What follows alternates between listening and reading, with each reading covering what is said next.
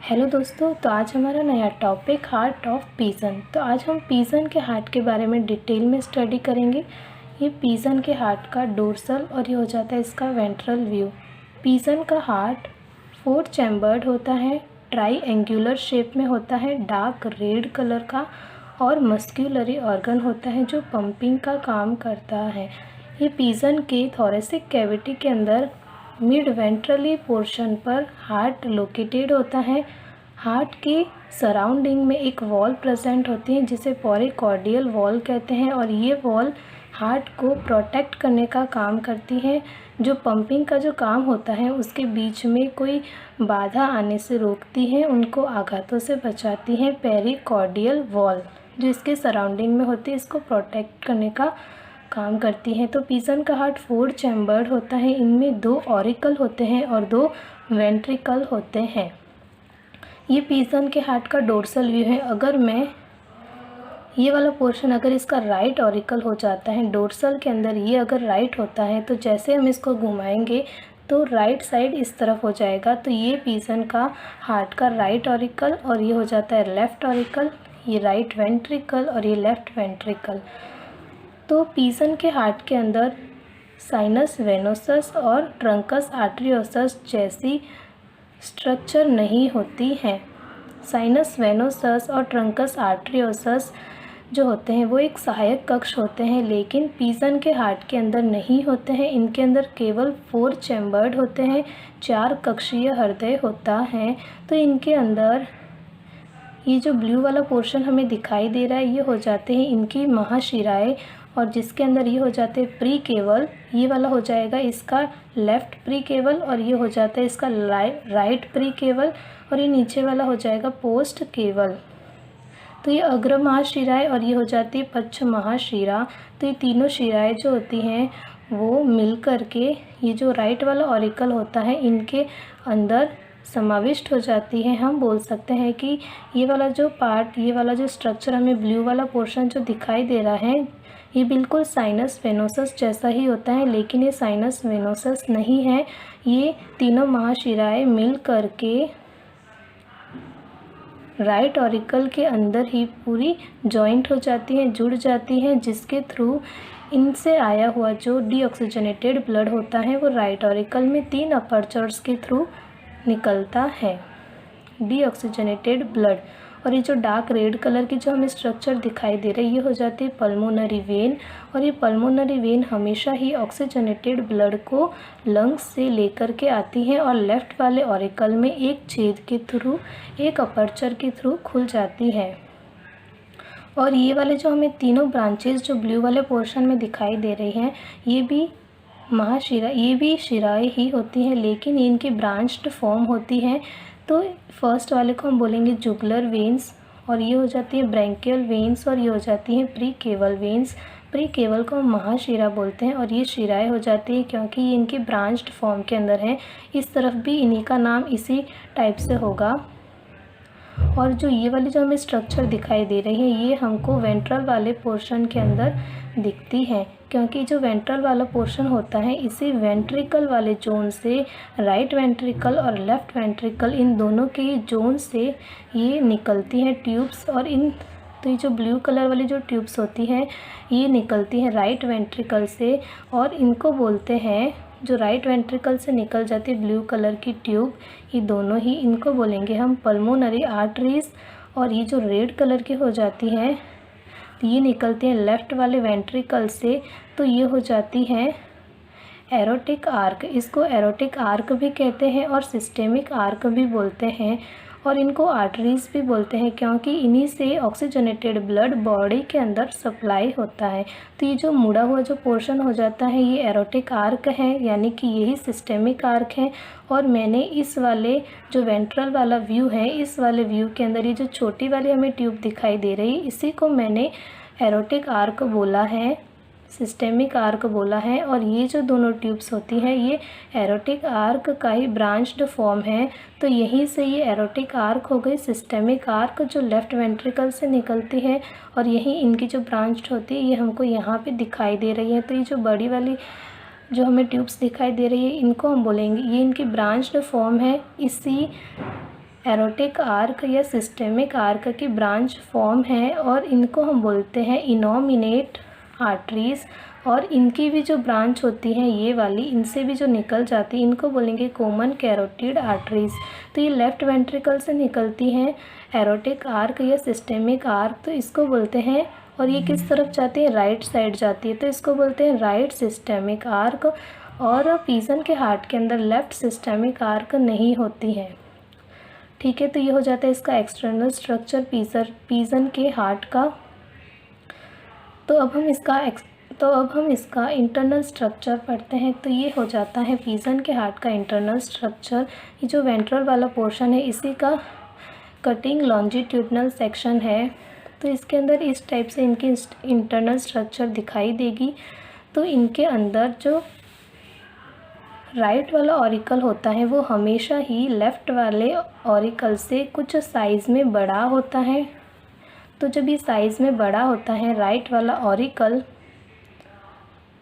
और जो ये लेफ़्ट वाला जो वेंट्रिकल होता है ये राइट वाले वेंट्रिकल से छोटा होता है। राइट वाला ऑरिकल लेफ़्ट वाले ऑरिकल से बड़ा होता है और राइट वाला वेंट्रिकल लेफ़्ट वाले वेंट्रिकल से छोटा होता है। तो ये दोनों ही अपोजिट होते हैं साइज़ के अंदर। इनके अंदर 4 चैम्बर अब हमें क्लियर दिखाई दे रहे हैं। इनके बीच में जो ऑरिकल्स के बीच में सेप्टा होता है तो इनको बोलते हैं इंटर ऑरिक्यूल सेप्टम। और जो वेंट्रिकल के बीच में जो सेप्टम होता है इसको बोलते हैं इंटर वेंट्रिकुलर सेप्टम। और ये जो तीनों अपर्चर होते हैं, जो प्री केवल और राइट प्री केवल, लेफ़्ट प्री केवल और जो पोस्ट केवल होती हैं, ये तीनों ही राइट ऑरिकल के अंदर 3 अपर्चर्स के थ्रू खुल जाती हैं। तो ये हमारे 3 अपर्चर्स होते हैं। यहाँ से डीऑक्सीजनेटेड ब्लड आता है और राइट ऑरिकल में आने के बाद ये जो 3 अपर्चर्स होते हैं, ये तीनों अपर्चर्स के ऊपर इन जो प्री केवल्स होते हैं, जो अग्र महाशिराएँ होती हैं, इनके ऊपर कोई वॉल्व नहीं होता। लेकिन जो पश्च वाली महाशिरा होती है पोस्ट केवल, इनके ऊपर इन अपर्चर्स के ऊपर वॉल्व पाया जाता है। केवल पोस्ट केवल के ऊपर वॉल्व होगा जिसको कहते हैं हम यूस्टेकियन वॉल्व। और ये वॉल्व ब्लड के फ्लो को उल्टे डायरेक्शन में जाने से रोकने का काम करते हैं। जब इन अपर्चर्स के थ्रू खुल जाता है राइट ऑरिकल के अंदर, तो यहाँ से डीऑक्सीजनेटेड ब्लड चला जाता है वेंट्रिकल के अंदर। तो अब यहाँ पे भी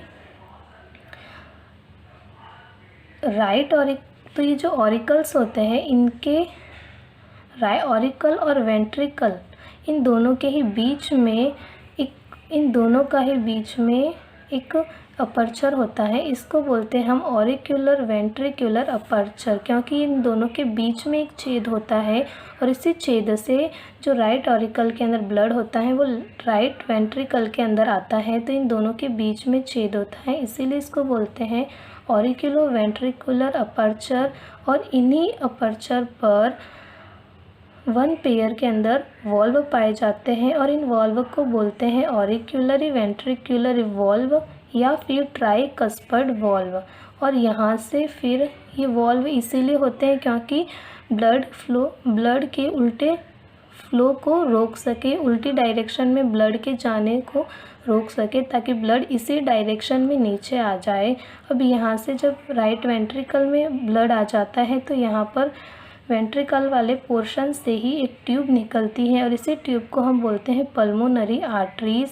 और जब ये यहाँ से निकलती हैं तो इस ट्यूब के ऊपर भी कुछ वॉल्व पाए जाते हैं और उन वॉल्व की जो संख्या होती है, नंबर ऑफ़ वॉल्व जो होते हैं, यहाँ पर 3 नंबर्स के अंदर वॉल्व होते हैं और इन वॉल्व को सेमी ल्यूनर वॉल्व कहते हैं। यहाँ पे भी 3 नंबर्स के अंदर वॉल्व होंगे और यहाँ पे भी 3 नंबर्स के अंदर वॉल्व होंगे, जहाँ से ये ट्यूब निकल रही है वहीं से। और तो इस ट्यूब को हम बोलते हैं पल्मोनरी आर्टरीज़। तो अब ये आर्टरीज़ भी आगे जाके 2 एरोटा के अंदर डिवाइड हो जाती है। अब इसी तरह से जब इस वाले जो लेफ़्ट वाला ऑरिकल होता है ये छोटा होता है, लेकिन लेफ़्ट वाला वेंट्रिकल बड़ा होता है, तो लेफ़्ट वाले ऑरिकल के अंदर पल्मोनरी वेन की ओपनिंग होती है। ये होती है हमारी पल्मोनरी वेन। यहाँ से ऑक्सीजनेटेड ब्लड आता है। लेफ़्ट वाले ऑरिकल में, तो यहीं पर इसकी पल्मोनरी वेन की ओपनिंग होती है और यहाँ पर ओपनिंग होने के बाद इस अपर्चर के ऊपर कोई भी वॉल्व नहीं होता है। और जब ये यहाँ से ऑरिकल और वेंट्रिकल इन दोनों के बीच में एक छेद होता है, इसको बोलेंगे ऑरिक्यूलर और वेंट्रिकुलर अपर्चर। और यहाँ पर भी वन पेयर के अंदर वॉल्व होंगे जिसको कहते हैं ऑरिक्यूलर वेंट्रिकुलर वॉल्व, और इनको बाइकस्पर्ड वॉल्व भी बोलते हैं। जब यहाँ से ब्लड फ्लो करता है लेफ़्ट वाले वेंट्रिकल के अंदर, तो यहाँ पे भी एक ट्यूब जो होती है वो निकलती है, तो इस ट्यूब को हम बोलते हैं सिस्टेमिक आर्क। तो ये जब लेफ़्ट वाले वेंट्रिकल से निकलती है और राइट वाली डायरेक्शन में जाती हैं, तो इसका नाम हो जाता है राइट सिस्टेमिक आर्क। और इसी से फिर ये ब्रांच्ड हो जाती है, ये ब्रांच वाली जो मैंने यहाँ पे बताया था, इन्हीं पर यहाँ ब्रांच हो जाती है और इनको बोलते हैं इनोमिनेट आर्टरीज़। और इनसे भी जो निकलती है इनको बोलते हैं कॉमन कैरोटिड आर्टरीज़। ये सारी आर्टरीज़ होती है और इससे ऑक्सीजनेटेड जो ब्लड होता है वो बॉडी के अंदर सप्लाई होता है, इसीलिए मैंने रेड कलर से बताया है। और जो यहाँ से जो ट्यूब निकलती है इसको मैंने ब्लू वाले कलर से बताया है, तो इसके अंदर डीऑक्सीजनेटेड ब्लड आता है।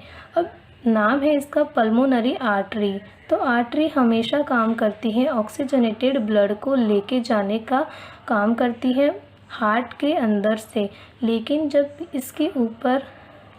इसके आगे एक नाम जुड़ जाता है पल्मोनरी, तो इसका काम बिल्कुल ही अपोजिट हो जाता है। और उसके बाद में जब पल्मोनरी आर्टरीज़ नाम जुड़ जाता है तो ये अपना आर्टरीज़ के बिल्कुल ही अपोजिट काम करती है। तो अपोजिट ये हो जाता है कि ये डीऑक्सीजनेटेड ब्लड को लेके जाती है।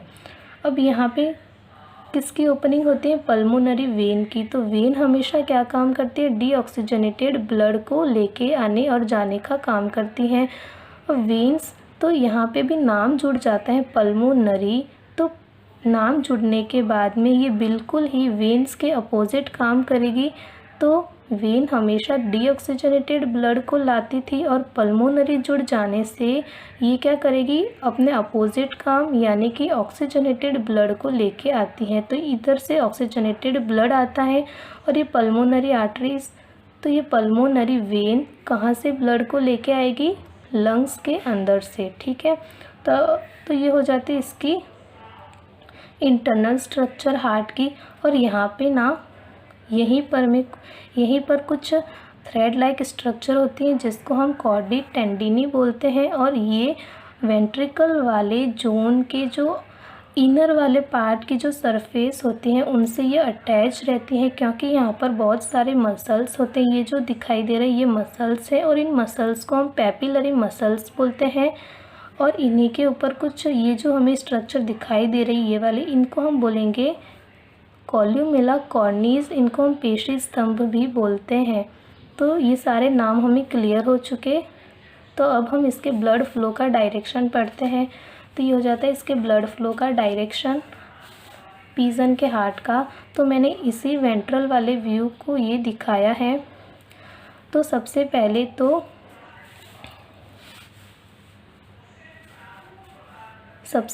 तो प्री केवल, राइट प्री केवल, लेफ़्ट प्री केवल और पोस्ट केवल से डीऑक्सीजनेटेड ब्लड आता है वेन्स के थ्रू। अब ये क्या है? महाशिराएं। तो वेन्स जो होती है वो महाशिराओं के अंदर ब्लड को डाल देती है। यहाँ से राइट ऑरिकल के अंदर 3 अपर्चर्स के थ्रू ये जो ब्लड होता है वो आ जाता है राइट ऑरिकल के अंदर, ये वाला डीऑक्सीजनेटेड ब्लड। यहाँ से फिर ये ऑरिक्यूलो वेंट्रिकुलर अपर्चर के थ्रू आ जाता है राइट वेंट्रिकल के अंदर। और यहाँ से ये जो ट्यूब जो जर्मिनेट होती हैं तो ये हो जाती है पल्मोनरी आर्टरीज़। तो ये आर्टरीज़, पल्मोनरी आर्टरीज़ बोला तो ये अपना अपोजिट काम करेगी और डीऑक्सीजनेटेड ब्लड को कहाँ लेके जाती है? लंग्स के अंदर। अब लंग्स में जाने के बाद में जो ऑक्सीजनेटेड ब्लड होगा वो कौन लेकर के आता है? पल्मोनरी वेन लेकर के आती है। तो ये हो जाती है हमारी पल्मोनरी वेन। और ये जो होती हैं वो लेफ़्ट ऑरिकल के अंदर पल्मोनरी वेन की ओपनिंग होती है। तो ये ओपनिंग हो जाती है पल्मोनरी वेन की।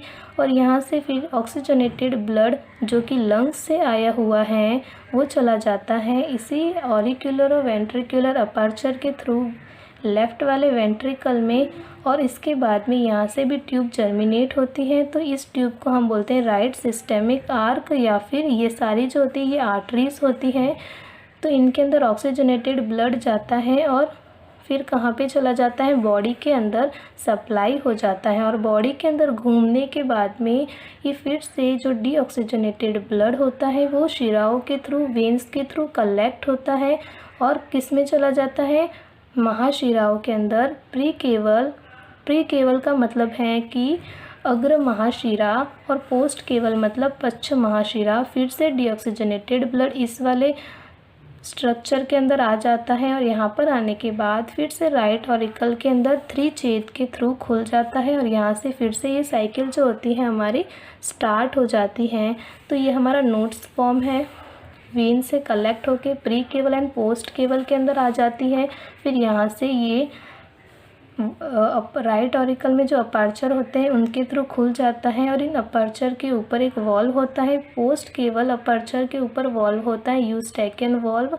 तो वहाँ पर आने के बाद या फिर इन तीनों छेदों के अंदर आने के बाद ये राइट ऑरिकल में चला जाता है। फिर यहाँ से एट्रियोवेंट्रिकुलर अपर्चर या फिर वॉल्व, ठीक है। यहाँ से आने के बाद में ये चला जाता है राइट वेंट्रिकल में। फिर यहाँ से आने के बाद ये चला जाता है पल्मोनरी आर्टरीज़ में जाता है। फिर यहाँ से डीऑक्सीजनेटेड ब्लड कहाँ जाता है, माइनस मतलब डीऑक्सीजनेटेड। फिर यहाँ से ये चला जाएगा लंग्स वाले पार्ट के अंदर। लंग्स में जाने के बाद ऑक्सीजनेटेड ब्लड को कौन लेकर के आएगा, पल्मोनरी वेन। तो ये हो जाती है हमारी पल्मोनरी वेन और यहाँ इस छेद के थ्रू ये खुल जाती है और यहाँ पर आने के बाद में ये ऑक्सीजनेटेड ब्लड जो होता है वो लेफ़्ट वाले ऑरिकल में आ जाता है। फिर यहाँ से ये एट्रियोवेंट्रिकुलर अपर्चर या फिर वॉल्व के थ्रू आ जाता है लेफ़्ट वाले वेंट्रिकल में और यहाँ से फिर ये सिस्टेमिक आर्क में चला जाता है या फिर हम बोल सकते हैं आर्टरीज़ में चला जाता है। यहाँ पर चले जाने के बाद में ये बॉडी के अंदर सप्लाई होता है और बॉडी में सप्लाई हो जाने के बाद में जो ऑक्सीजनेटेड ब्लड होता है उसका सप्लाई होता है और यहाँ पर सप्लाई हो जाने के बाद में जो डीऑक्सीजनेटेड ब्लड बन जाता है वो फिर से वेन्स के थ्रू आता है और प्री केवल पोस्ट केवल के अंदर कलेक्ट होकर के फिर से राइट ऑरिकल वाले अपर्चर्स के अंदर खोल देता है। तो इसी तरह से इसकी साइकिल जो होती है वो चलती रहती है। सो आई होप आपको पिजन का हार्ट जो है वो क्लियर हो चुका होगा। So thank you.